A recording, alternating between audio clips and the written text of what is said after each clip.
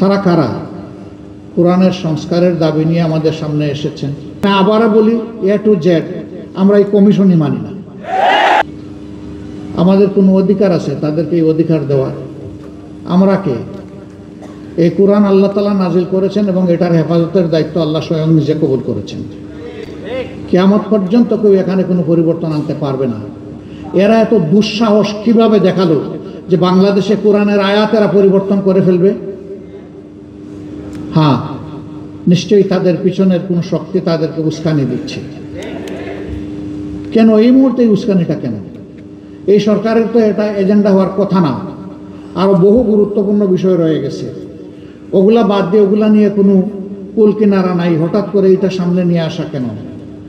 এর মূল কারণ, স্বাধীন বাংলাদেশে 54 বছরে মানুষ যা আশা করেছিল পেয়েছে তার উল্টাটা। এই সমাজকে বিভিন্নভাবে কুড়ে কুড়ে ধ্বংস করা হয়েছে। এখন এদেশের দিনদার ইমানদার যে শক্তিটা জেগে উঠেছে তাকে নিয়ে মানুষ নতুনভাবে স্বপ্ন দেখা শুরু করেছে। এই জায়গায় ইসলামী শক্তির মুখোমুখি আরেকটা শক্তিকে দাঁড় করিয়ে দেওয়া হচ্ছে, জনগণের দৃষ্টিকে ভিন্ন দিকে প্রবাহিত করার জন্য, নিয়ে যাওয়ার জন্য। অতীতের সকল চক্রান্ত এদেশের মুসলমানরা ঐক্যবদ্ধভাবে প্রতিহত করেছেন।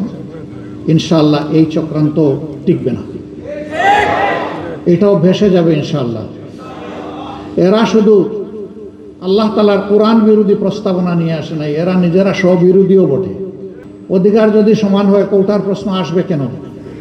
যার যার যোগ্যতা প্রমাণ করে নিজ জায়গায় চলে যাও, তাইলে তো কৌটার দরকার নাই।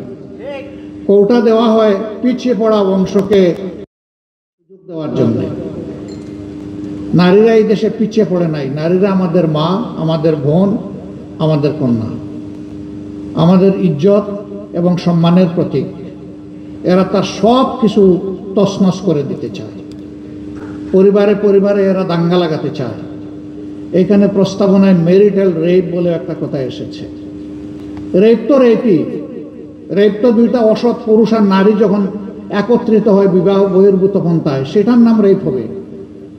বিবাহিত জীবনে রেপের প্রশ্ন আসলো কেন? এর মাধ্যমে স্বামী স্ত্রীতে ঝগড়া লাগিয়ে আমাদের আদালতগুলোতে এই মামলা দিয়ে পরিপূর্ণ করে দেওয়া এদের উদ্দেশ্য।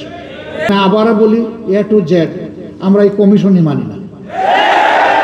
For more updates, follow us on Facebook, subscribe our YouTube channel, get the latest update on www.daily-sun.com.